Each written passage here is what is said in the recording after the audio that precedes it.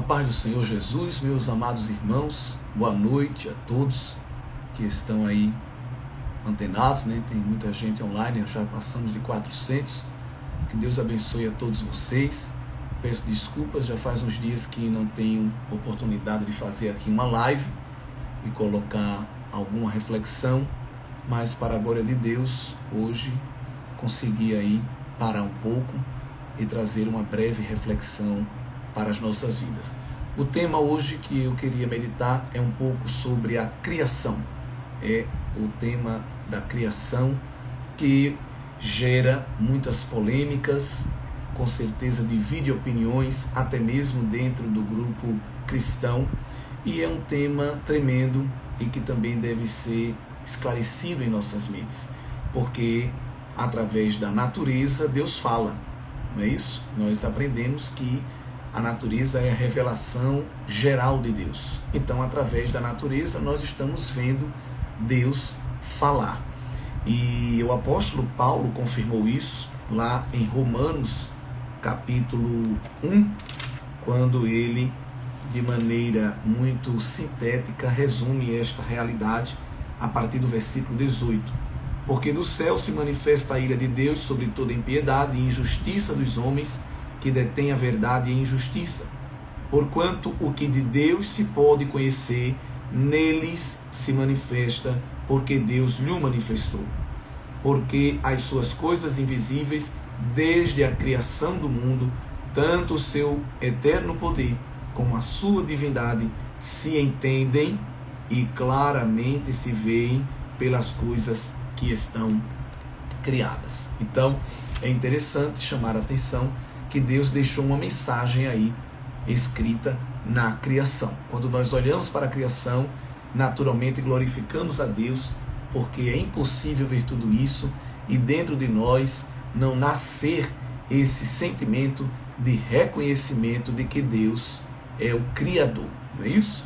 A Bíblia é a história da criação, nos revela o surgimento do pecado, como Deus, ao longo da história, criou o plano da redenção e executou em Cristo Jesus, e termina a Bíblia com a consumação dos séculos e Deus refazendo, recriando novos céus e nova terra. Então, muitas pessoas perguntam assim, você é biólogo e estudou, minha formação em biologia, e você não sente contradição nem conflito entre a sua fé e a ciência? E minha resposta sempre foi não. Quando eu entrei na faculdade, eu já era cristão, já era muito envolvido na igreja, já conhecia alguma coisa da palavra de Deus, e quanto mais eu estudava, mais a minha fé se fortalecia. Eu nunca tive, e digo isso com sinceridade, nenhum problema, nenhum conflito em relação ao que estudava e ao meu conhecimento que eu já tinha das coisas de Deus, da Bíblia Sagrada. Muito pelo contrário. Eu ia me alegrando cada vez mais quando via a maneira como Deus tinha criado as coisas, a partir do momento que eu comecei a estudar elas de maneira mais aprofundada. Mas dentro do cristianismo existem 4 correntes principais para explicar a criação. Existe o criacionismo da Terra Jovem, criacionismo da Terra Antiga, evolucionismo teísta e o design inteligente. São essas 4 grandes correntes cristãs que tentam explicar essa teoria da criação usando o conhecimento bíblico com as ferramentas científicas, né? É teoria da criação não, né? Porque seria melhor a palavra verdade da criação, pois é uma verdade bíblica. E nós que somos pentecostais clássicos, quando eu digo nós, é porque a maioria dos irmãos que nos acompanham aqui são pentecostais. Eu creio que deve ter irmãos de outras confissões de fé. Se tiver, se você é de alguma outra igreja, de algum outro credo, quiser colocar aí nos comentários, ficamos felizes também com a sua participação e saber que a palavra de Deus tem alcançado sua vida. Mas boa parte do pessoal que está aqui na nossa rede social é da Assembleia de Deus, né, ou igrejas pentecostais também, Então, por isso que eu digo, geralmente, nós pentecostais clássicos. Então, o pentecostal, até o tutano, o irmão Hélito está botando aí, né? Daquele que cospe brasa, igual dragão. Eu não sei por que usaram essa história de que pentecostal cospe fogo, porque quem cospe fogo é dragão, né? Mas ficou. Oh Deus! Mas a maioria de nós somos pentecostais. E independente da denominação, mas cremos, não é isso? Que Deus criou a terra em 6 dias literais. Na declaração de fé das Assembleias de Deus, editada pela CGADB, lá é dito que nós cremos que Deus criou em 6 dias literais. E quando nós vamos lá para Gênesis, capítulo 1, famoso texto que mostra a criação, nós temos lá, no princípio, criou Deus os céus e a terra. A terra era sem forma e vazia, e havia trevas sobre a face do abismo, e o Espírito de Deus se movia sobre a face das águas. Nós vamos observar aqui que Deus é o Criador. E se Deus é o Criador, evidentemente, Ele é incriado, Ele é pré-existente, Ele é autoexistente. Porque se Deus criou, a pergunta máxima que muitos filósofos fizeram e fazem ao longo da história é: quem criou Deus? E evidentemente ninguém criou Deus. Deus é a causa última, é a causa pré-existente que dá a criação a todas as outras coisas. Então Deus é autoexistente, pré-existente, incriado, Ele é eterno. E Deus é o Criador de todas as coisas. Então, no princípio, tempo, criou Deus os céus e a terra. E aí nós temos matéria. E também nós vamos ter aí a energia, porque Deus, quando começa a criar, Ele promove movimento, promove energia, e evidentemente são 3 elementos que Deus cria, mas que Ele fica de fora. Deus criou energia, mas Ele não precisa de energia, Ele não precisa de combustível. Deus criou o tempo, mas não ficou também preso ao tempo, porque Ele é eterno. E Deus criou a matéria, mas não ficou preso à matéria, porque Ele é Espírito. Aleluia! Vê que coisa linda, né? Então Deus não está preso, Deus transcende, por isso que Ele é transcendente. Deus transcende a energia, transcende o tempo e transcende a matéria. Aleluia! Esse é o nosso Deus. Nós temos essa certeza de que Deus é assim. E Ele, com este poder criador, vai usar a sua matéria-prima. Quem é a matéria-prima de Deus? Né? Precisamos também deixar isso claro. Qual é a matéria-prima que Deus usa para a criação? A matéria-prima é Jesus. Quando nós vamos observar aí, quando é dito que, no versículo 3, e disse Deus, haja luz e houve luz. Então, o que foi que Deus usou para criar? Ele usou a palavra. Ele usou o verbo, palavra falada, o logos. Então, isso é confirmado lá pelo Evangelho segundo João. Se vocês estiverem com a Bíblia aí, puder ir acompanhando, quiser ir marcando, não se preocupe que a live também vai ficar salva. Mas João 1, no princípio era o verbo estava com Deus e o verbo era Deus. Ele estava no princípio com Deus. Todas as coisas foram feitas por Ele. Ele quem? O verbo. E sem Ele quem? O verbo. Nada do que foi feito se fez. Então Cristo é a matéria-prima de Deus na criação. Cristo, o verbo, o logos, que dá origem a todas as coisas. Mais um apóstolo confirma isso. Vamos ver lá a carta aos Colossenses. Foi escrita pelo apóstolo Paulo, já no capítulo 1. Veja o que Paulo diz no versículo de número 16. Porque nele, ele quem? Cristo, que ele fala nos versículos anteriores. Porque nele foram criadas todas as coisas que há nos céus e na terra, visíveis e invisíveis, sejam tronos, dominações, principados, potestades. Tudo foi criado por ele e para ele. E ele é antes de todas as coisas, e todas as coisas subsistem por ele. Então Cristo é o Criador e mantenedor de todas as coisas. Cristo não só criou, como sustenta, como mantém o universo, não é isso? Nós não cremos no deísmo, que diz que Deus criou, mas deixou aí à vontade o universo, né? O que um famoso escritor ateu, o Richard Dawkins, ele chama Deus de o relojoeiro cego, no sentido de que Deus criou, mas deixou aí, olha, à vontade, e o universo vai caminhando por si só. Não.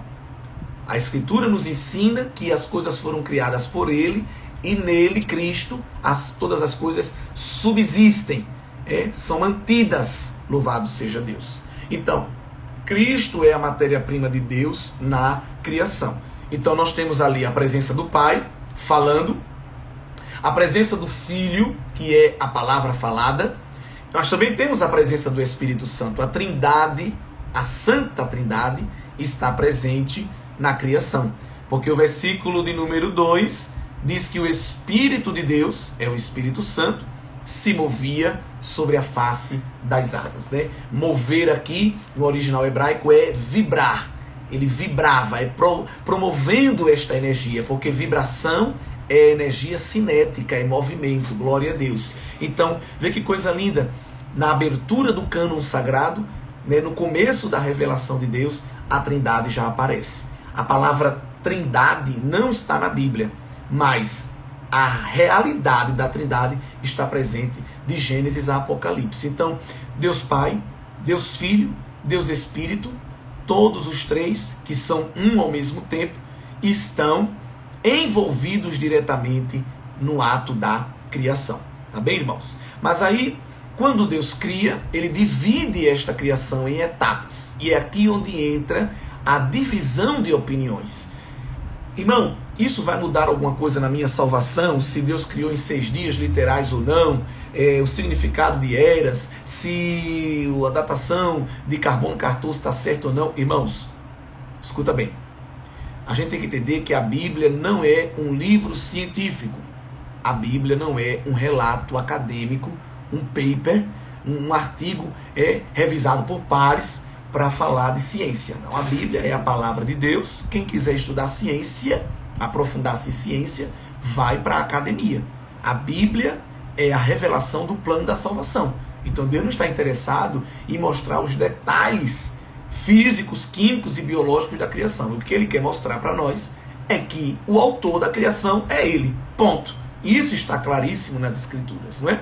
Esses detalhes, Deus vai usar a própria ciência, a inteligência, é Ele quem dá ao homem, e a tecnologia para o homem se aprofundar mais neste conhecimento. Mas o conhecimento para a salvação que está nas Escrituras já é suficiente, tá bem? Então, a grande divisão de opiniões é acerca se esses dias são literais ou não, né? Se essa mesma terra de Gênesis 1:1 é a mesma terra dos versículos seguintes, porque há uma grande corrente que diz que Deus criou, mas permitiu a extinção e depois recriou. Nós não cremos nisso. Isso é um posicionamento da corrente do criacionismo terra antiga. O que é que essa corrente crê? Ela crê que Deus criou todas as coisas, a criação não é fruto da evolução, mas que os dias que aparecem no relato da criação de Gênesis 1, na verdade não são dias literais de 24 horas, mas são períodos de eras geológicas que podem levar a milhões de anos. Então, por isso, com essa confissão de fé, porque é necessário até fé para isso, eles dizem que aqui existem 2 relatos de criação em um só. Diferente do que a maioria de nós cremos, inclusive eu, no criacionismo de terra jovem, em que esses 6 dias da criação, de fato, são dias literais, tá bem? E uma grande marca, evidência de que são dias literais, é que quando Deus usa o autor sagrado para escrever o relato, por exemplo, no versículo 5, e Deus chamou a luz dia, e as trevas chamou noite, e foi a tarde e a manhã, o primeiro dia. Vamos lá para o versículo 13, por exemplo. E foi a tarde e a manhã, o dia terceiro. E vocês vão observar, então, eu estou citando aqui, versículo 23 também. E foi a tarde e a manhã, o dia quinto. Então observe que o autor sagrado, inspirado pela revelação do Espírito Santo, também usa essa expressão. E foi a tarde e amanhã, o dia tal. E foi a tarde e amanhã, o dia tal. Parece não, né? Deus já sabia que as pessoas iam ficar se dividindo em tantas correntes de interpretação. Esse dia é 24 horas ou são milhões de anos? Que ainda de maneira redundante utiliza a expressão. E foi a tarde e amanhã, o dia segundo, o dia terceiro e etc.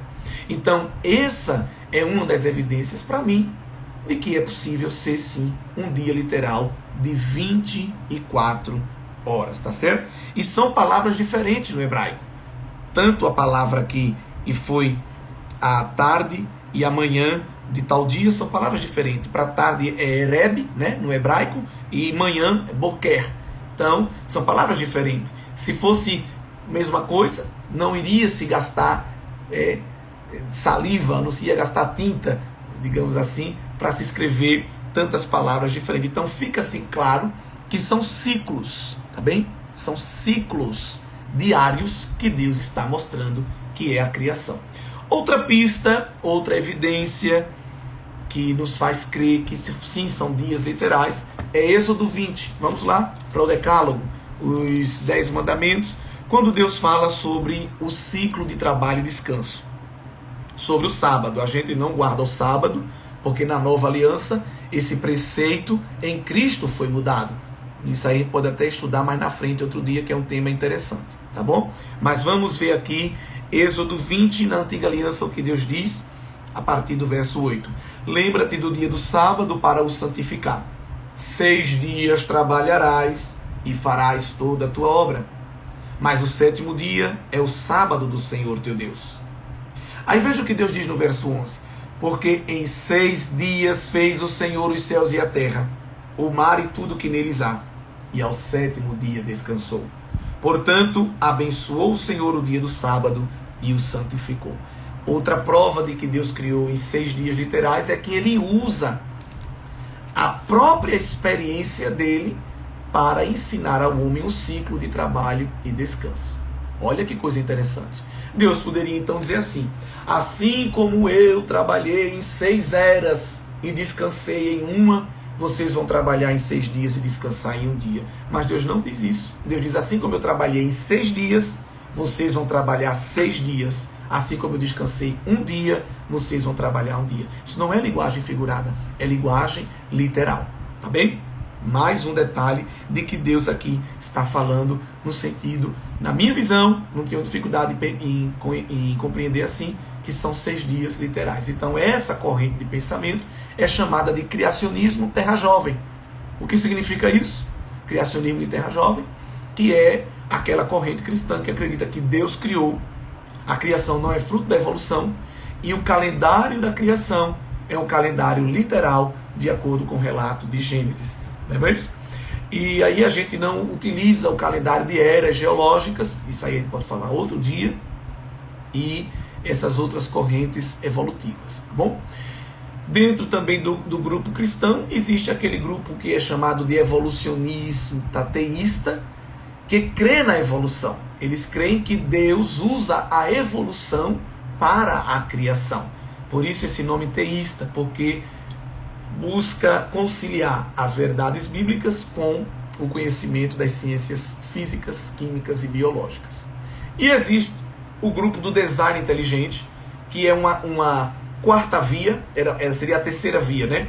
Porque tem o criacionismo e o evolucionismo, e o design inteligente ali no meio. Mas é uma quarta via dessas 4 correntes que falei, que não entra nesse grupo de classificação. A principal marca do design inteligente, ele não entra nesse mérito, se foi 6 dias literais ou não, mas a grande marca do design inteligente é que eles acreditam que tudo que está posto e feito no universo é fruto de um projeto, de uma mente superior inteligente, é uma mente pensante. E os cristãos, então, vão nomear essa mente pensante do Deus da Bíblia. Mas é importante salientar que o design inteligente não é uma corrente religiosa, porque há muitos cientistas, até ateus, que creem no design inteligente. Eles creem, sim, que a criação é fruto de uma projeção por uma mente pensante. Veja que coisa, eles só não vão dizer que é Deus, né? Mas eles creem sim que não é fruto do acaso, mas é fruto de projeto. Então, a gente também tem muito do design inteligente na nossa confissão de fé, porque nós cremos que não foi o acaso que produziu tudo isso que nós estamos vendo aí, mas que é fruto de um projeto, é fruto de uma mente, e sabemos quem é esta mente. Glória a Deus, é o Senhor nosso Deus, que Jó chamava de El Shaddai, o Todo-Poderoso. Glória a Deus. E quando Jó estava nas suas dores, nas suas inquietações, e começou a perguntar a Deus, né, por causa de tudo aquilo, é lindo como Deus responde a Jó. Livro de Jó, a partir do capítulo 38, Deus pergunta a Jó uma das perguntas mais lindas da Bíblia. Glória a Deus. Onde estavas tu quando eu fundava a terra? Glória a Deus. Eu me emociono, irmãos, porque é uma pergunta que só Deus pode fazer. Aleluia. Às vezes a gente se vangloria porque é a pessoa mais antiga na igreja, né? Eu sou a pessoa mais antiga aqui na congregação, eu sou o fundador deste grupo, eu sou isso, eu sou aquilo. E Deus pergunta a Jó: onde estavas tu quando eu fundava a terra? Aleluia. Quem pôs as medidas? Tu sabes, Jó, quem colocou as medidas da terra? Glória a Deus. Quem colocou a pedra de esquina?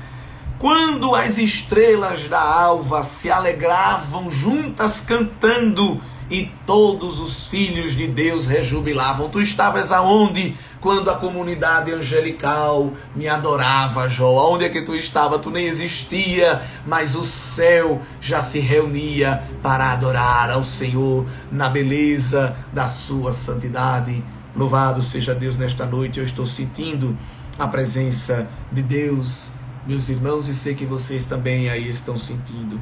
Olha que coisa linda que Deus fala para ele, não é? Então, Deus vai falando no capítulo 38, no capítulo 39, e depois de Deus falar tanta coisa, eu acho interessante que no capítulo 40, verso 1, diz assim: e respondeu mais o Senhor a Jó e disse. Ou seja, depois que Jó tinha ouvido tantas respostas de Deus, Deus diz: eu nem falei tudo ainda, eu ainda vou falar mais e vou lhe mostrar que eu sou Deus. Glória a Deus. No verso 37 do capítulo 38, Deus diz: quem numerará, quem contará as nuvens pela sabedoria? Ou os odres dos céus, quem os abaixará? Linguagem poética para a chuva. Quando se funde o pó numa massa e se pegam os torrões uns aos outros. Glória a Deus. Verso 41. Aí Deus se apresenta não como criador, mas se apresenta como mantenedor, sustentador.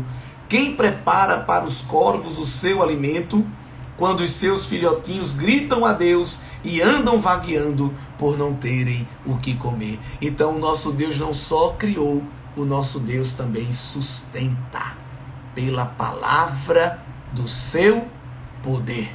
Glória a Deus. Ele sustenta pela palavra do seu poder. E às vezes, meus irmãos, nós nos inquietamos com tantas coisas, e é por isso que Cristo, lá em Mateus 6, disse: não vos inquieteis por coisa alguma. Porque os lírios não costuram, mas o Pai lhes veste. Nem Salomão, na sua glória, glória a Deus, é tão bem vestido como os lírios. Os pássaros que não trabalham, mas o Pai Celestial os alimenta. E vocês são a coroa da criação, nós somos a coroa da criação, não é, irmãos? E se Deus cuida das plantas e dos animais, por que não cuidará também do homem? Por que não cuidará também de mim, de você? Então, Cristo cuida de cada um de nós, porque Ele é o sustentador, Ele é o mantenedor, Ele guarda cada um de nós, não é isso? Observe que Ele sustenta, Ele dá o necessário. Não estou falando aqui de enriquecer, de ter tanta coisa. Se Deus quiser abençoar, Ele abençoa também. Mas Ele tem um compromisso com todos os seus filhos. de provisão. Glória a Deus. Porque Ele é Criador, não é isso? E Deus vai se apresentar ao longo da Bíblia como Criador. Então, a criação de Deus é um evento revelado nas Escrituras e na natureza e deve ser aceito também por nós, pelos crentes, também como uma atitude de fé, não é isso?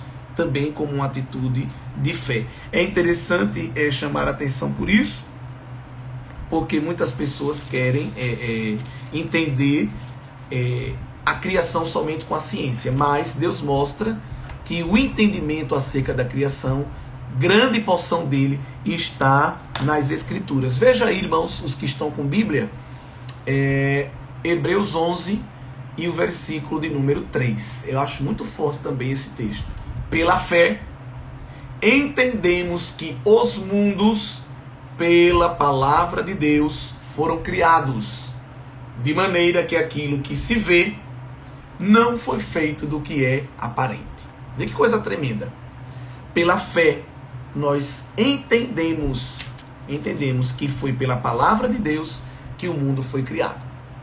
Agora, não é pela fé que a gente vai aprender todas as etapas dos ciclos biogeoquímicos, o movimento das placas tectônicas, e pela fé a gente vai entender como se dá a decomposição da matéria, e pela fé a gente vai entender como se dá o ciclo da água e os estados físicos da matéria. Não, isso aí você vai aprender no livro.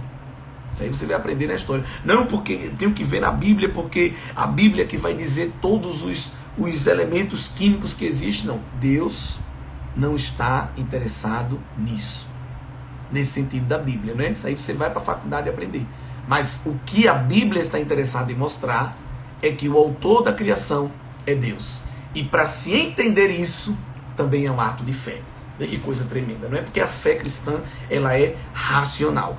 E é lindo quando se diz aqui no verso 3, que aquilo que se vê foi feito do que não é aparente. Então isso não vai ser achado em laboratório.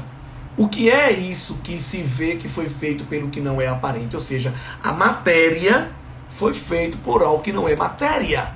E nós já falamos no início. Qual foi esse algo? Qual é essa matéria-prima?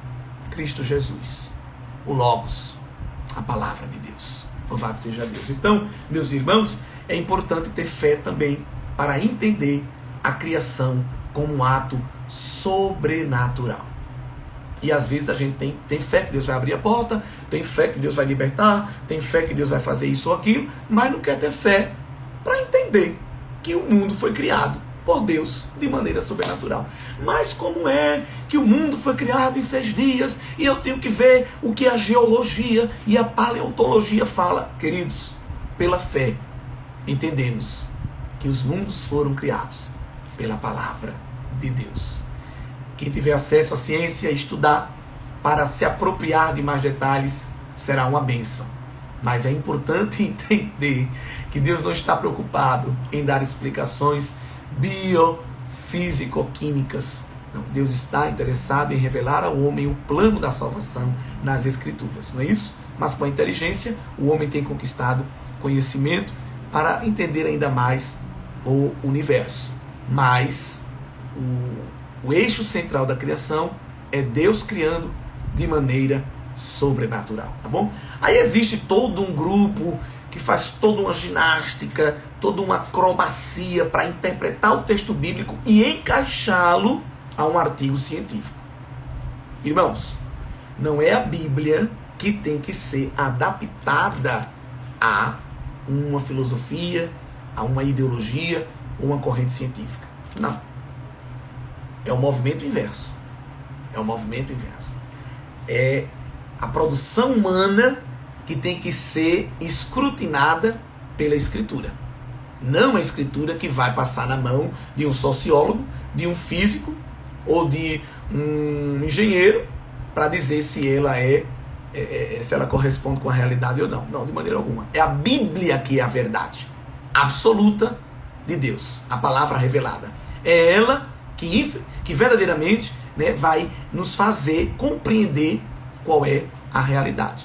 E não estamos negando a ciência, não estamos negando os estudos. Repito, é Deus quem dá ao homem inteligência para se aprofundar. Mas se aprofundar no sentido de mais conhecimento profissional, produção de materiais, melhorar a nossa sociedade, não é isso? Mas não para salvação, porque ninguém precisa estudar a tabela periódica para ser salvo. A gente vai estudar a tabela periódica para produzir materiais, medicamentos, alimentos, né? E usar na indústria, melhorar a nossa sociedade. Mas as escrituras serão estudadas para produzir salvação. E como a escritura tem resposta para tudo, ela também tem resposta para a criação, o começo de tudo. O livro que eu indico para esse tema, não tem como fazer uma live e aprofundar. Você tem que fazer um curso. Mas o livro que eu indico nesta curta live é esse livro aqui, A Origem, da editora Thomas Nelson. Ele já tem uma edição nova. Essa edição que eu tenho eu acho que é a primeira. Ela é de 2019, mas já tem uma edição nova com outra capa. Por que eu indico esse livro? Muito bom. Porque esse livro tem 4 autores. Um de criacionismo terra jovem, um de terra antiga, um evolucionista teísta e um de design inteligente. Tudo crente. E cada um escreve a sua visão de como foi a criação, né, de acordo com a Bíblia e sua visão científica. E depois, no fim do capítulo, os outros 3 colegas trazem as suas réplicas, suas refutações, o que concorda, o que discorda. Então você vai ter aqui 4 capítulos, cada um mostrando sua visão, e em cada capítulo, os outros 3 oponentes, mas eles são amigos, vai dizer em que aquela pessoa ele concorda ou discorda. Então é muito bom, porque você vai ver aí 4 cosmovisões e vai tirar as suas conclusões. Eu acho esse livro um dos melhores livros para estudar o assunto da criação, buscando entender as escrituras e aprender um pouco mais acerca do que a ciência fala sobre o assunto, tá bom? E quem não é da área vai entender também tranquilo, porque é escrito de maneira didática.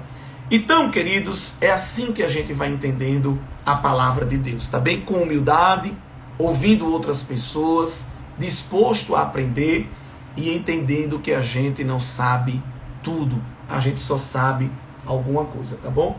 Esse é o livro A Origem, da editora Thomas Nelson, Brasil, tá bom? E a gente termina aí falando um pouco só breve do dilúvio, né?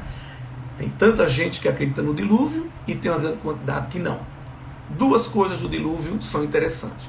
Primeiro, e não mais importante, mas eu vou falar logo ela, é que vários outros relatos não bíblicos falam de dilúvios, né? O mais conhecido é o de Gilgamesh. Nós temos aí várias tradições extra-bíblicas, milenares, que contam histórias de dilúvios também. E isso é interessante porque são períodos parecidos com o do tempo bíblico, e nós vamos ver que essa história diluviana já fazia parte do imaginário da sociedade. Então, é mais uma prova de que na Terra já se ouviu há muito tempo atrás se falar do dilúvio. E a segunda questão interessante do dilúvio é que ele é citado como um evento histórico. E aí eu vou encerrando essa live mostrando que Gênesis é um livro histórico. Os teólogos liberais dizem que Gênesis é um livro mítico, poético, que é uma fábula, mas Gênesis não é uma fábula, Gênesis não é um mito, Gênesis não é uma poesia. Gênesis é, de fato, um livro histórico, é um relato histórico. E a maior prova de que Gênesis é um relato histórico é que acerca do dilúvio nós vamos ver outros autores sagrados fazendo citação. Ezequiel 14, por exemplo, a gente vai observar ali, é o profeta citando o dilúvio como um fato histórico a partir do versículo 14, quando ele cita Noé, Daniel e Jó como homens justos diante de Deus. Veja que coisa. Então, se ele citou Noé junto com Jó e com Daniel, que são homens que viveram, então Noé realmente é uma figura histórica que viveu. Isaías também, no capítulo 54, eu estou falando do dilúvio porque muitas pessoas dizem que, assim como a criação, o dilúvio é um relato mítico, e não é mítico, é um relato histórico, tá bem? Isaías capítulo 54, e o versículo 9. Porque isso será para mim como as águas de Noé, pois jurei que as águas de Noé não inundariam mais a terra, ou prometi, não é? Então veja que aqui Deus está usando Isaías também para citar Noé. Pedro, na primeira epístola de Pedro, capítulo 3, lá no Novo Testamento, o versículo o 20, também vai ser citado ali Noé e a sua família que foram salvos no dilúvio. Veja, se fosse um mito, Pedro não ia estar, pode ficar certo que Pedro ia estar citando uma fábula, não, mas citou um fato histórico. E acima de todos esses, Jesus, que não é contador de história, nem de fábula, mas é o verbo vivo, também citou Noé, lá em Mateus 24, e os versículos 37 ao 39, dizendo que assim como nos dias de Noé, será a vinda do Filho do Homem. Então, queridos irmãos, são textos bíblicos que provam que os relatos de Gênesis são relatos históricos. E o que Deus fala em Gênesis 1 e 2 sobre a criação não é poesia, não é fábula, não é conto da carochinha, nem dos irmãos Grimm. É a palavra de Deus revelada, iniciando aí a história da redenção do homem. Queria falar muito mais coisas, mas não vou cansá-los. Foi apenas uma breve reflexão sobre a criação e sobre o relato histórico de Gênesis e como nós, pentecostais clássicos, em sua maioria, eu creio, creem que Deus criou o mundo em 6 dias literais de maneira sobrenatural. Um grande abraço a todos os nossos irmãos que estão sempre aí mandando mensagens para nós de várias partes do Brasil, e aí são os pedaços de argila que Deus tem espalhado em vários lugares da terra, mas estão na mão do oleiro e virando vaso, né? Glória! Pedaço de argila. Irmãos, eu falei isso aí sem nenhuma vontade de viralizar, mas viralizou e patenteou. Se vocês verem alguém falando aí essa palavra, saiba que copiou de mim, viu? Eita Deus!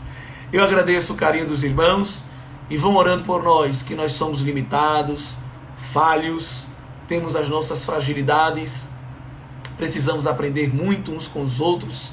Irmãos, eu ainda estou aprendendo muita coisa, não sei de tudo. Às vezes as pessoas perguntam coisas assim como se a gente tivesse resposta para tudo. A gente não tem, irmão. A gente ainda está aprendendo, a gente ainda está caminhando na senda do conhecimento de Deus. Todo dia um aprendizado, vamos aprendendo uns com os outros para a glória de Deus, tá bem? E eu fico feliz porque em muitos lugares, ou eu poderia até falar em todos os lugares, Deus tem as suas testemunhas fiéis. O remanescente de Deus, aguardando a vinda do Senhor Jesus. Um grande abraço para todos os meus irmãos. Tenham uma noite tranquila e não deixem de orar antes de dormir ou depois de acordar, ou em algum momento do dia. Nunca se esqueçam de ter um momento devocional com Deus diariamente, tá bom? Um momento de oração e um momento da leitura da palavra. Tem gente que só está lendo a Bíblia na leitura bíblica na hora do culto. Por misericórdia. Mas vamos ler a palavra como um alimento diário. Se não comer um dia, fica mal, não é? Se não ler a Bíblia, também vai ficar mal. Então, lê um trecho da Bíblia, canta um hino, faz uma oração e dedica diariamente a tua vida ao Senhor. Entrega o teu caminho ao Senhor. Confia nele e ele tudo fará. A gente cita muito esse versículo para não crente, mas esse texto é para nós também. Confia o teu caminho ao Senhor. Entrega a ele tudo, deixa na mão dele e ele vai administrando com perfeição, porque ele é criador e é sustentador. Grande abraço a todos.